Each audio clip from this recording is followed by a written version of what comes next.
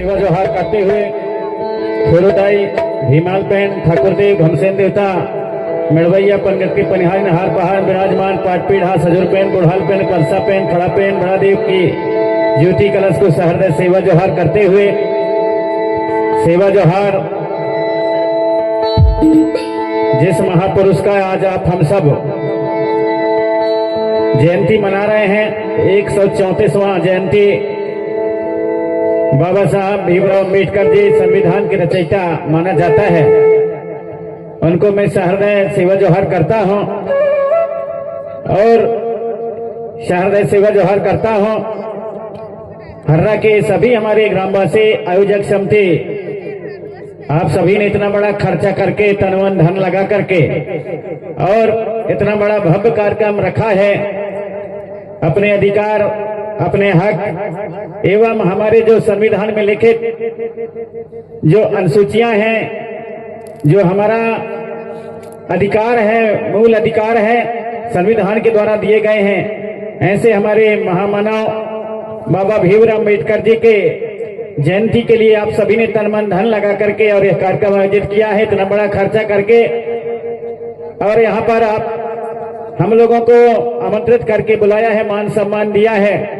इसके लिए सभी हमारी आयोजक समिति ग्रामवासी हर्रा के सभी ग्रामवासियों को सहृदय पितृशक्ति माता शक्तियों को सेवा जोहार करते हुए आदरणीय सम्मानीय हमारे आज के अध्यक्ष महोदय जी एवं हमारे सम्मानीय मुख्य अतिथि विशिष्ट अतिथि जो मंचासीन हुए हैं, आप सभी को सामूहिक रूप से मैं सेवा जोहार करना चाहूंगा। युवा शक्ति नन्हे मुन्ने बच्चों मातृशक्ति पितृशक्ति आप सभी को सहृदय सेवा जोहार। बड़े हर्ष का विषय है, बड़े सौभाग्य की बात है कि आज आप सभी हमारे ग्रामवासी हर्रा की ओर से और यह कार्यक्रम रखा गया और इसमें हमारे कलाकारों को भी यहाँ पर आमंत्रित किया गया है। साथ ही हमारे विचारवानों को जो समय समय पर समाज को चेतना देने का प्रयास करते हैं, समाज के हक अधिकार को और कैसे प्राप्त करें, वह हमारे शिक्षा व संस्कारों के लिए कैसे समाज को आगे आने होगा, उसके लिए अक्सर बात करते हैं, आप सभी को जगाने का प्रयास करते हैं। ऐसे सभी हमारे विद्वान जनों को, सभी हमारे समाज के शुभचिंतकों को यहाँ पर आमंत्रित किया है, उनके विचारों को भी आप सुनेंगे। अतः आप सभी को मैं सहृदय सेवा जोहार करना चाहूंगा। क्योंकि मुझे आज के इस कार्यक्रम का ज्यादातर मालूम नहीं था, बीच में हमारे यहाँ के ग्रामवासियों की ओर से एक फोन किया गया था कि हम कार्यक्रम रख रहे हैं हर्रा में, लेकिन मुझे मालूम नहीं था कि क्योंकि इसी प्रांगण में और हम लोग कार्यक्रम लेकर के गए हैं, मैं कोई दूसरा हर्रा समझ रहा था। क्योंकि दिन में जो कार्यक्रम था हमारा ग्राम चौराई जिला जबलपुर में था और वहां पर हम लोग अभी 9 बजे वहां से सैपुरा लौट करके आए और फिर यहाँ से फोन किया गया कि नहीं आपको आना है। तब बहुत से हमारे गाड़ी वालों को मैंने फोन लगाया, फिर बड़े मुश्किल से एक यादव की गाड़ी हमको मिली है और उस गाड़ी में यहाँ पर आपके बीच में आकर आप सभी के चरणों का दर्शन करने का सौभाग्य प्राप्त हुआ है।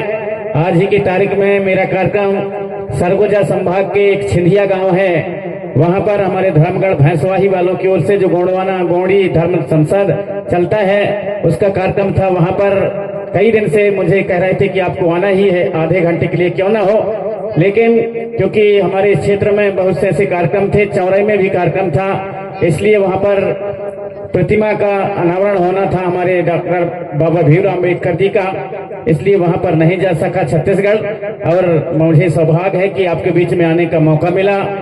तो जैसा कि आप सभी जानते हैं, हम हक अधिकार की लड़ाई की बात करते हैं, तो हमारे जो बाबा भीमराव अम्बेडकर जी, उनके विशेष योगदान है। उन्होंने संविधान में हमें हक और अधिकार हमारे जो हमें अधिकार दिए हैं बहुत से, लेकिन साथ साथ में हमारे चूंकि आज बाबा भीमराव अम्बेडकर जी की जयंती है, तो विशेष हमारे बाबा भीमराव अम्बेडकर जी के जयंती के उपलक्ष्य में उनके जो द्वारा किए गए कार्यों को आपके बीच में हमारे और समाज शुभचिंतकों के द्वारा रखा जाएगा। साथ ही और भी हमारी ऐतिहासिक सांस्कृतिक बातें आपके बीच में होंगे। साथ साथ जब हम बाबा भीमराव अम्बेडकर जी की बात करते हैं तो हमारे सामने हमारे ऐसे हमारे और भी महापुरुष जो संविधान में अपने अहम रोल निभाए हैं, जिनको हम जान नहीं सकते। हमारे मंडला सांसद मंगरू बाबू इनके का भी विशेष हाथ रहा है। जयपाल सिंह मुंडा, मारंग गांव के राम प्रसाद कोटाई जैसे ऐसे और भी जिन्होंने रूढ़ी प्रथा को विधि का बल और संविधान में बाबा भीमराव अम्बेडकर जी से बात करके और वहां पर दर्ज करवाया। ऐसे बहुत से हमारे ऐसे महापुरुष हैं। साथ ही और भी हम पहले जाएं तो हमारे बिरसा मुंडा के इतिहास जानने का हमें प्रयास करना चाहिए।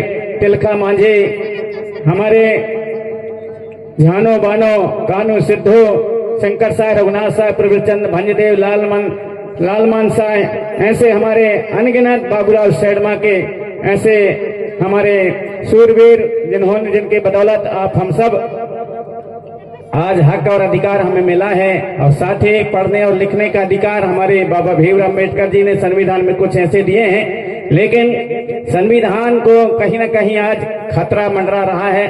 और जो हमें अधिकार मिले हैं, मुझे नहीं लगता कि पूर्ण रूप से अभी भी हम लोग और उन अधिकारों को प्राप्त कर सकते हैं या स्वतंत्र हुए हैं, ऐसा नहीं लगता। क्योंकि अभी आप सभी और मीडिया के माध्यम से जानकारी आप सभी को मिल गई होगी कि हमारे ही मंडला जिले में हिरन से धुरवे बैगा का और कोई दूसरा नहीं बल्कि सरकारी तंत्र की ओर से भी उनकी हत्या कर दी गई कान्हा किसली में। ऐसे आज हम कह रहे हैं कि हम स्वतंत्र हैं, लेकिन आज भी हम स्वतंत्र नहीं। ऐसे बहुत से ऐसे उदाहरण हैं आपके समक्ष। हमारे जो जानकार हैं यहाँ पर अपनी बातें रखेंगे। तो जो शिक्षा का जो स्तर है, आज भी हम वहीं के वहीं हैं कहीं न कहीं, और हमारी कमी है।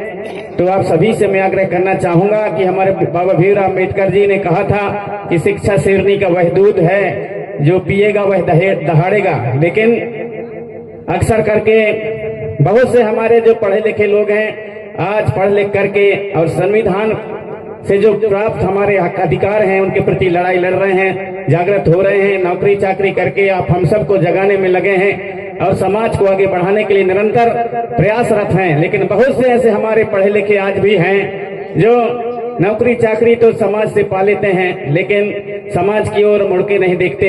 हम इस गांव के हमारे जो नौकरी में लगे हुए हमारे जैसे यहाँ पर मरावी जी आए हुए हैं जो शहडोल से, और यहाँ पर आप सबके बीच में आए हुए हैं, और भी हमारे यहाँ के कर्मचारी अधिकारी हैं जो समाज को निरंतर बढ़ाने के लिए प्रयास करते हैं। लेकिन बहुत से ऐसे हमारे समाज के ऐसे लोग हैं जो पढ़ लिख करके आगे बढ़ जाते हैं, समाज की ओर मुड़ करके नहीं देखते।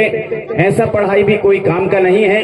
इसलिए मैं आग्रह करना चाहूंगा कि अपने बच्चों को पढ़ाएं, भले ही भूखे रहें लेकिन जरूर अपने बाल बच्चों को पढ़ाएं। और केवल पढ़ाई स्कूल या कॉलेज या यूनिवर्सिटी के भरोसे नहीं।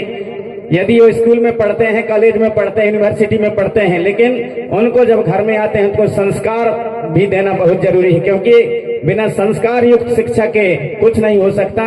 यदि शिक्षित भर रहेंगे, संस्कार नहीं रहेगा, तो जो सही चीज है वह सही चीज को नहीं समझ पाएंगे।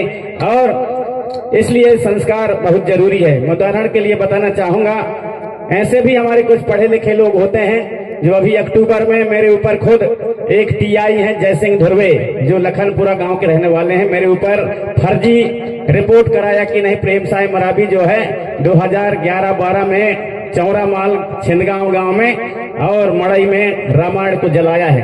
कब जलाया है? 2011-12 में फर्जी रिपोर्ट दर्ज कराए, वो भी टीआई रहे। तो ऐसे भी पढ़ाई होता है।